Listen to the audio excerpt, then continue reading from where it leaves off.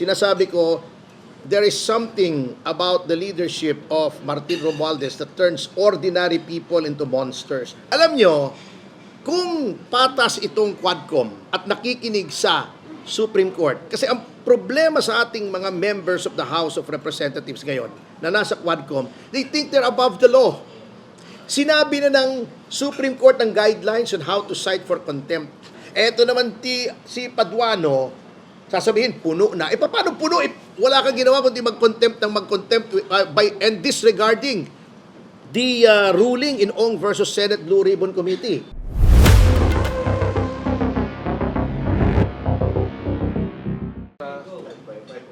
Actors Q ba? Part ko ba yung mama sa pangkilin? Wala na, patay na sila lahat eh. Magandang tanghali po sa inyo lahat at nais ko lang magpasalamat sa lahat ng dumalo rito kahit mabilisan po ang aking payak na paanyaya ay narito po kayo. This is supposed to be just a get-together as a token of my appreciation for the media being there to cover not just my events but all the events of importance in this country. Kanya lang na-ambush nyo ako sinetapan nyo ako, so I might as well I'd like to give special thanks to Miss Loisa Erispe for organizing this. Maraming salamat, Loisa. And I want to wish all of you I want to wish all of you happy holidays. And may the blessings of the season be upon us. Now, if you have questions, I'll try to answer them in the best manner that I can. Thank you. Happy holidays, sir. Sir, kay Kong Teves, ano po ba yung update? Magpa-file ng appeal?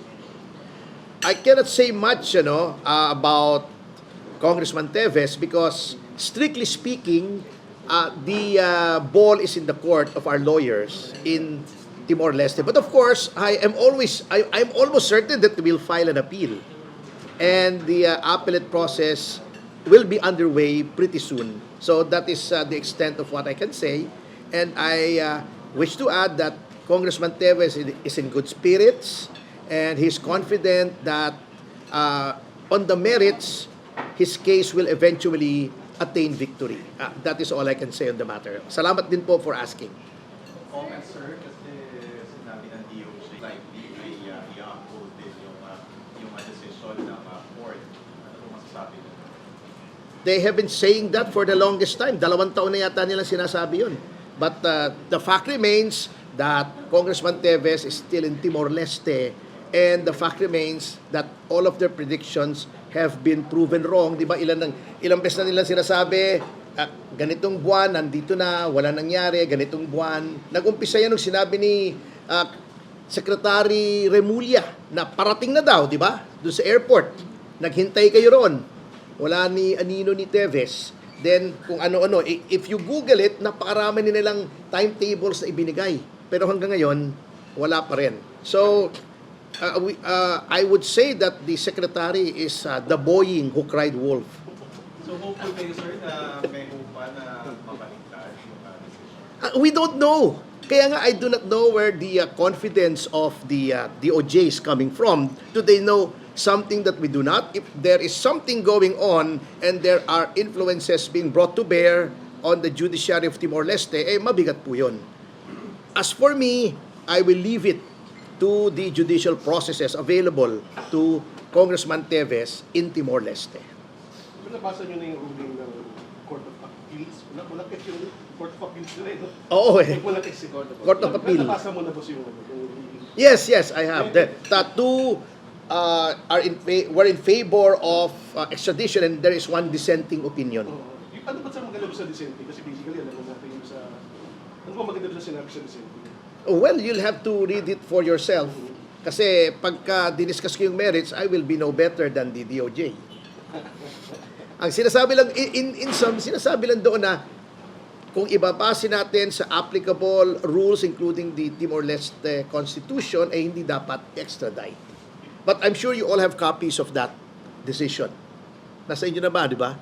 Kung wala pa, I'll gladly share it with the GC later. At saka yung mga gustong sumali sa GC, pakisabi lang kay Loisa, siya na yung admin eh. Ikaw ang admin, di ba?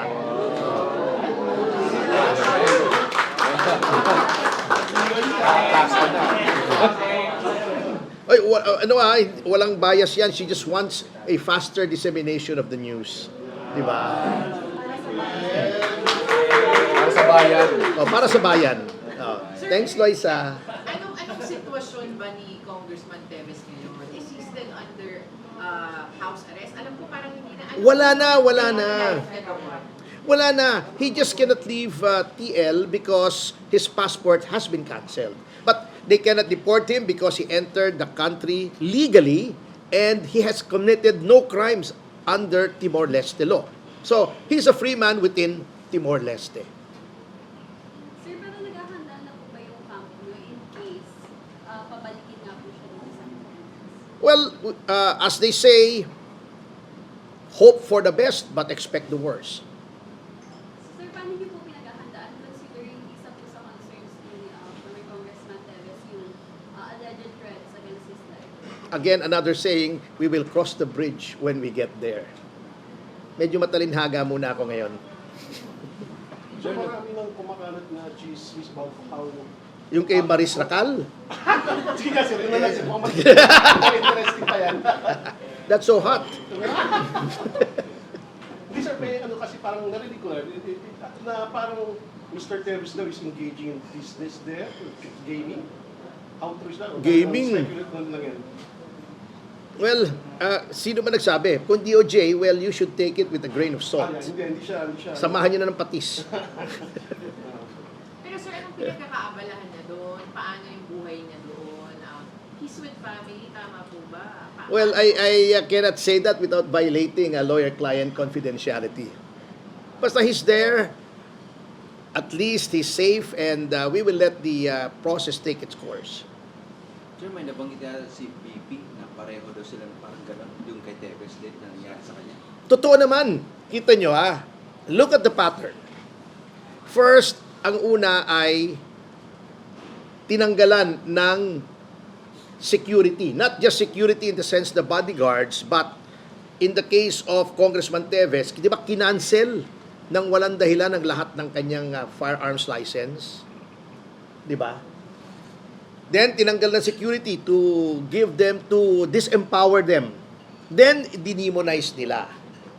Then, remember sa amin, there were threats of raiding his properties, which we publicized even before it happened. Ibig sabihin, yung intel namin ay reliable. And then, they are being falsely implicated for crimes, grave crimes. In the case of VP Sara, may plunder, ang dami lahat ng crimes na capital offense to make bail discretionary. Pati yung terrorism, sinasabi, laban kay VP Sara. In the same way that they filed terrorism charges against Congressman Teves. Kung titignan nyo po yung legislative debates noong Anti-Terrorist Act, hindi po para doon ang silbi ng Anti-Terrorist Act. Of course, may nakalagay doon yung murder, etc. But kung yun ang kukunin mo out of context, di lahat ng mamamatay tao, terorista na. That is not the intendment of the Anti-Terrorist Act. The Anti-Terrorist Act was enacted in reaction to the Marawi siege. At dahil sa changing times which made the Human Security Act obsolescent. So, doon in-enact yun. Hindi yun para sa ordinary crimes, even assuming na siya yung gumawa noon, assuming without conceding, hindi pa rin mag-a-apply yun. So, yun din ang ginagawa nila kay VP Sara. Then, i-demonize mo kung ano-anong sasabihin mo, i-resurrect mo yung mga lumang crimes. Katulad nung kay Congressman Teves. Yung 2019 na clear na siya ng DOJ, binalik nila ulit. Ganon din kay VP Sara, yung mga allegedly na ginawa niyang crimes nung mayor pa siya, ginagawang impeachable offense. Can you imagine that impeachment? Have any of you read it? As I was discussing, puro katarantaduhan. Can you imagine, some of the articles of impeachment include throwing a tantrum. Noon daw sa case ni Sulaika. Throwing a tantrum. Being out of the country when Karina was hitting the Philippine area of responsibility. Failure to comment on Chinese intrusions. Bakit magko-comment ang Vice President doon? The Vice President does not set foreign policy, it is the president. Bakit ka magko-comment ng yung iba o epal ka naman kung mag-comment ka, hindi ka naman nagseset ng public policy, ng foreign policy. So these are the ridiculous crimes that are being imputed. Can you imagine that? So, kitang-kita nyo yung Teves playbook. Then, babastusin mo sa House. Si Congressman Teves, nung hini-hear yung kanyang suspension and eventually his expulsion, ayaw nilang pa-appear through counsel. Although ethics committee yun, ha? The ethics committee is the only committee wherein a person may be represented by counsel, either the complainant or the respondent. Kasi it includes a penalty that may amount to suspension or expulsion. Kaya may counsel doon. Gusto naming mag-Zoom, ayaw niya. Sa Senado, gusto naming mag-Zoom, ayaw niya. Bawal daw sa rules ng Senado at ng House. Pero, yung witnesses ni Ontiveros na nasa kung saang impyerno, kasi ang dahilan nila, kaya ayaw nila ng Zoom daw. Kasi hindi mo mapapa-oath. Kasi wala dito sa Pilipinas. Pero yung witness ni Ontiveros na nagsasabing spy si Alice Guo, na hindi mo malaman kung nasaan. Tinanggap nila yung testimony over the sworn testimonies of other witnesses. Kita mong kalokohan yan?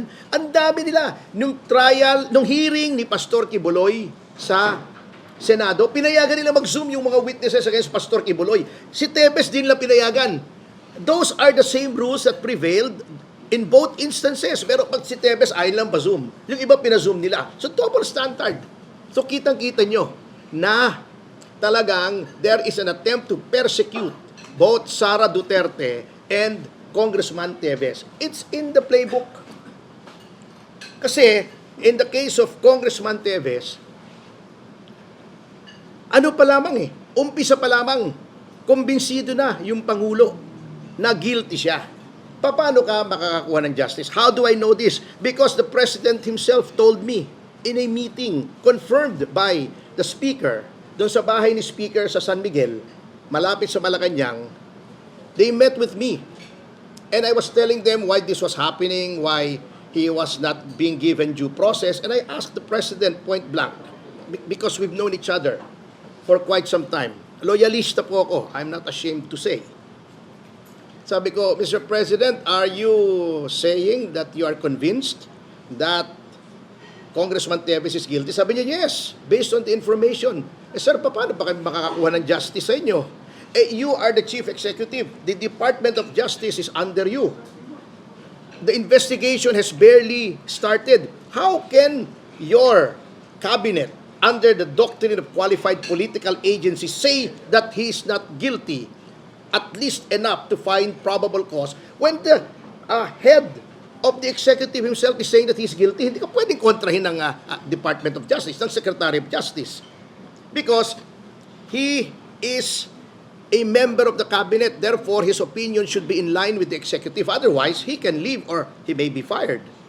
So, ganun po ang naging sitwasyon dito. Wala kang kapanapanalo, at least sa executive, kasi nga, yung Department of Justice, who is supposed to be exercising impartiality when determining probable cause, has already taken its cue from the President. Paano ka mananalo? O ngayon, alam yung hirap pagkang Presidente konbinsidong guilty ka. Even sa judiciary, di ba, the trial is being held under, in the sala of Judge Soraek. Si Judge Soraek, aplikante for promotion sa CA. How can she now displease the President who will sign her appointment as Justice of the Court of Appeals, kagka ang nakikitang trend sa trial niya ay pinapaboran niya yung accused dahil tingin niya hindi guilty. To that extent, ina-impluensyahan yung ating justice system. Kaya nakakatakot po Nakakatakot. These are very dangerous times when it comes to individual freedoms as guaranteed by the Constitution. Pasensya na kayo, napahaba. Sabi sa inyo, huwag niyo akong pisan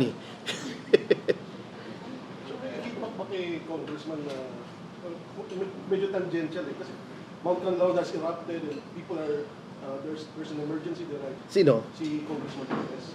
Bacolod? Oh, yes, sir. Pero Negros siya, di ba? umabot siya ng... May kamag-anak doon, si Guanzon. Kita mo, nung nag-file, noong nag-oath siya, nung nag-oath yung nominees ng party list niya, pumutok yung Canlaon. Eh, makikita nyo na eh, galit ang nasa taas eh. Attorney, na-mention na rin natin si VP. Anong take mo doon sa mga impeachment and yung issue doon sa mga resibo daw, doon sa confidential funds?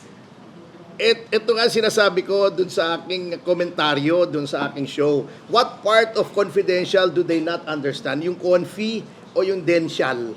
Kasi ang labo eh. Those could be aliases. Galing po ako sa gobyerno. Ang mayor po, I spent 6 years in the office of the mayor of Manila. May confidential funds yan. Alias yan eh. Galing ako sa DILG, definitely may confidential funds yan. Ibibigay mo ba yung pangalan ng informante mo, yung tunay na informant? Alam niyo, yung tradition ng confidential funds, hindi lang po yan ngayon, ang tagal na yan, panahon pa ni magsaysay. Meron na yung confidential funds. I'm not saying it as a figure of speech. I'm saying it as a statement of fact na kay magsaysay nag-umpisa yung confidential funds dahil doon sa hook balahap. If you look at history, talagang hindi mo kaya nga confidential, confidential, secret, no, tago. Ay, sinopla na nga sila ni Justice Martires, who is the ombudsman. Bago makikipagdebate pa sila, can you imagine a convicted felon, si Franz Castro, debating on matters of law with a former Supreme Court Associate Justice and Ombudsman? That is the absurdity of our situation now. Namamayagpag itong mga communist front organizations. Do you know that after Chairman Cardema was removed from the National Youth Commission, that the Kabataan Party List entered into a MOA with the National Youth Commission, nakapasok na naman yung mga dubious organizations linked to the communist insurgency. Kaya hindi ko maintindihan itong gobyernong ito eh. Just so they can have a broad alliance against the Dutertes, they are willing to ride the dragon's tail and ally themselves with these dangerous institutions and organizations. Nababawasan na nga yan eh. Matatapos na sana yung oldest communist insurgency in the world.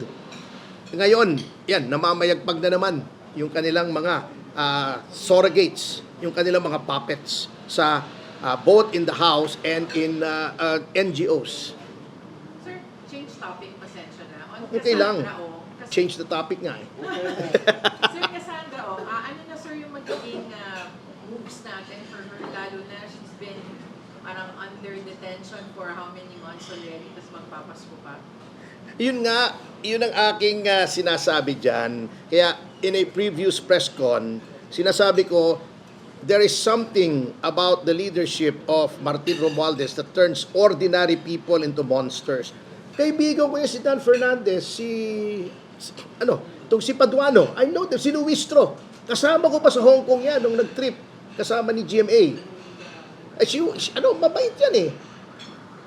Yang si Abante, ang tagal ko, konsihal yan sa Maynila when I was the Special Legal Counsel of Mayor Lim, 92. Kilala ko lahat yan, mababait yan eh. Ewan ko kung ba't naging monsters yung mga yan na alam nyo kung bakit tinedetain si Cassandra Leong. They want her to produce certain documents which we already explained to them na wala sa amin. Bakit wala sa amin? Unang-una, paano namin ipoproduce na nakadetain siya? Number 2, ni-raid yung opisina nila, kinuha ng raiding team yung mga papeles, nasa kanila yan eh. Sinabi na namin, we cannot produce that. Pangatlo, yung mga personal effects niya na baka merong memorandum noon ayaw ibigay ng NBI. So we are placed in an impossible situation. Alam nyo, kung in aid of legislation lang yan, which is exactly what the House Quadcom should be doing, yung mga papeles na yan nandun sa raiding team, kunin nyo. Pero humahanap lang kayo ng justification to continue detaining Cassandra Leong. Bakit? Because you're still expecting her to turn against other people pag ginigipit nyo at magamit nyo as a witness the same way that you did to Garma and which you tried to do kay Grijaldo. Ha? So yun ang ginagawa nila kay Cassie Leong. Produce daw itong mga dokumento. Ito wala sa amin eh. Alam nyo, kung patas itong Quadcom at nakikinig sa Supreme Court, kasi ang problema sa ating mga members of the House of Representatives ngayon na nasa Quadcom, they think they're above the law. Sinabi na ng Supreme Court ng guidelines on how to cite for contempt. They ignore it. Alam nila kasi ang remedy sa korte mabagal. Sinabi na yung pati freedom of the press sinisikil nila. Ayaw nila nakikriticize sila. Nakita niyo ba yung sinasabi ni Barbers? Akala ko pa naman Barbers is one of the more decent ones doon sa Quadcom. Hindi rin pala. Can you imagine, hindi lang siya nag-press con na paimbestiga daw yung mga critics nila. Nag-privilege speech pa, ginamit pa yung mantle of parliamentary immunity para magsalita. Alam nyo, katamaran yan eh. Alam nyo, kung if he feels aggrieved, then he should file the necessary cases. Huwag yung ihahagis sa NBI yung blanket investigation. You should file a case for libel or civil damages. Kung tingin mo may mga na-insulto sa inyo, na-harm sa inyo, hindi yung tatakutin nyo by saying the NBI should investigate. I think the NBI has better things to do than investigate critics of the Quadcom. Na sila naman din naman ang may kasalanan kung bakit ay sila ay nakikriticize. Because they're being assholes in public. Oh, Sir, gaano katagal na pong under detention si Cassie po? more than 3 months na. And her initial detention is illegal dahil she left the country legally. Nung umalis siya, wala pang contempt charge. Nung kinuha siya sa Indonesia, binalik siya rito, walang case against her. Bakit siya kinuha ng NBI? Ang the only cause of caption or detention that should have been used was the contempt order ng House. Bakit hindi yung Sergeant at Arms ang sumalubong? Bakit NBI? Ba't nilagay siya sa NBI? Those are grounds for charges of arbitrary detention nga eh. Talagang nakikita nyo how the rule of law is being mangled and disregarded to suit their own purposes. Nakakatakot na po yan at dapat tayo ay matakot dyan. Pero sir, ano po yung gagawin nyo? Are we going to file anything? Ask them to have her released soon? Paano po ba? We will study the matter kasi irregular nga yung paglagay niya sa Correctional Institute for Women. Unang-una, the CIW is an executive facility. What is the business of the legislature ordering the detention of someone in a facility that is not within their department, not in the legislative department, di ba? Dapat yun sa detention center nila. Eto naman si Paduano, sasabihin, puno na. Paano puno? Wala kang ginawa kundi mag-contempt and disregarding the ruling in Ong versus Senate Blue Ribbon Committee, which by the way was successfully argued by yours truly in the Supreme Court, na sinabing may due process. Kung matino itong mga taong ito dapat ang ginawa mo kung gusto mo may due process. Sasabihin mo, i-produce ko itong dokumentong ito. Sasabihin ko, wala po sa akin, hindi ko ma-produce. Dapat imbestigahan mo muna kung maaaring ang nasa akin o hindi. Paano pag pinoproduce ako ng resibo sa grocery ni Salima Refran doon? Sabihin ko, wala sa akin. Contempt ako. Imbestigahan nyo muna kung naibigay sa akin o nasa kanya pa. To cite a very simplistic example. Ganun po dapat yun if you followed Ong versus Senate Blue Ribbon Committee. Ang problema, si Attorney Google yata nag-advise sa kanila, si Dan Fernandez. Ginugoogle na lang yung batas, yun ang nagiging advice sa kanila.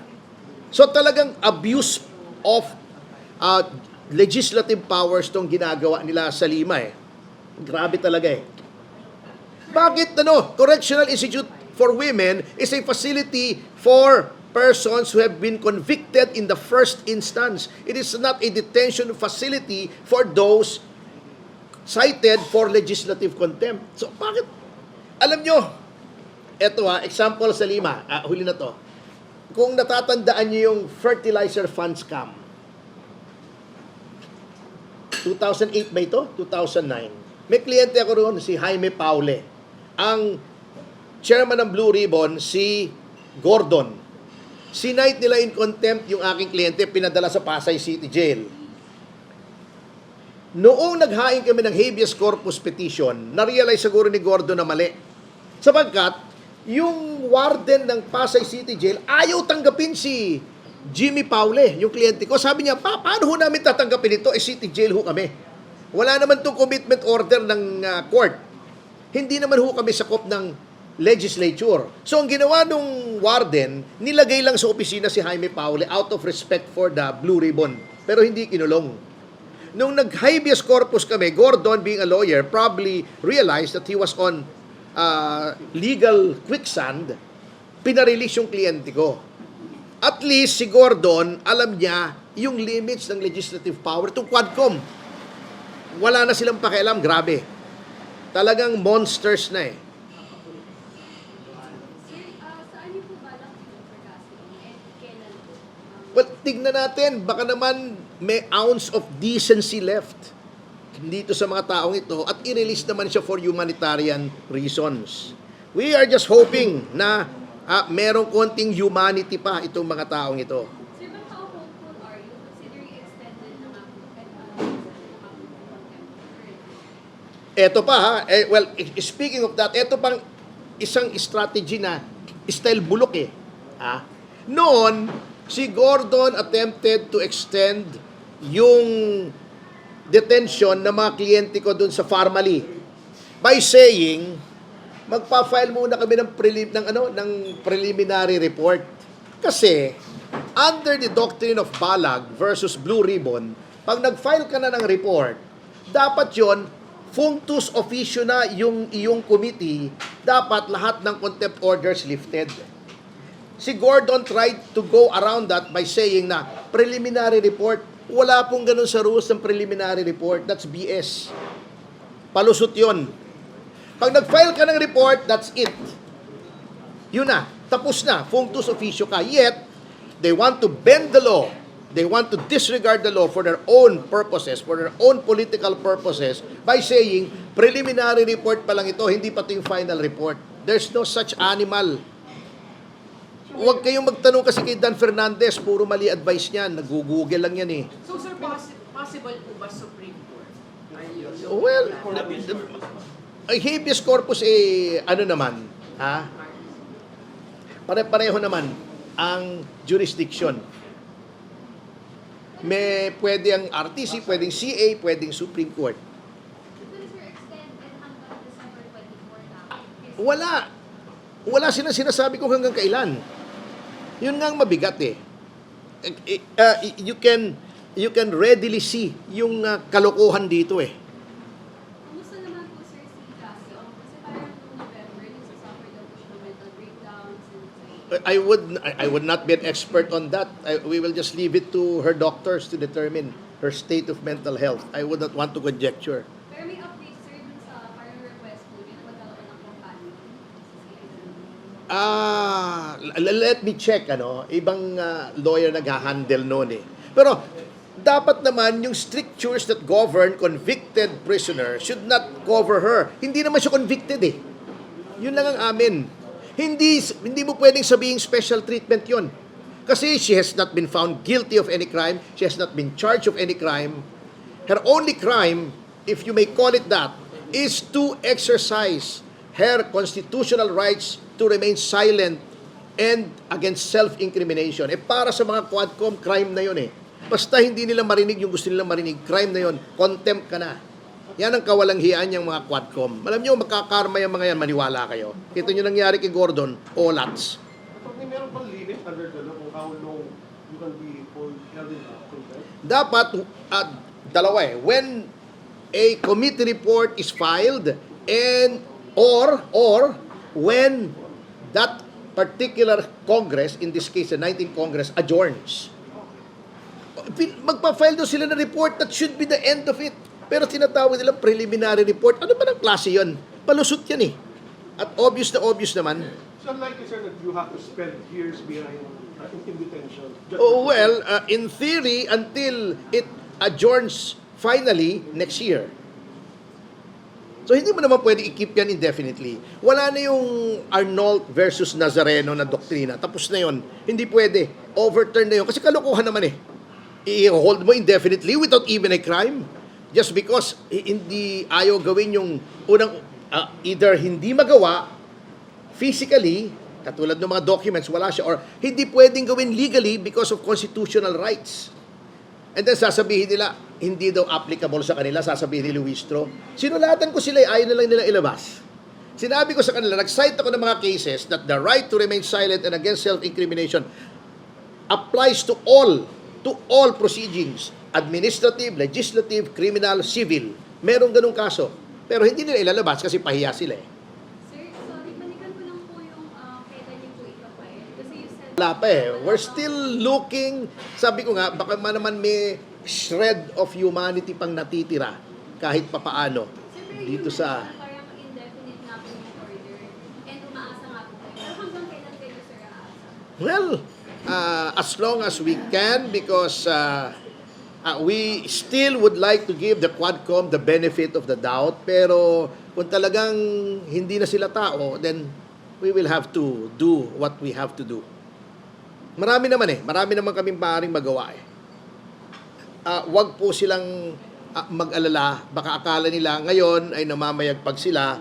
They should remember that saying, the wheels of justice grind slowly, but they grind exceedingly fine.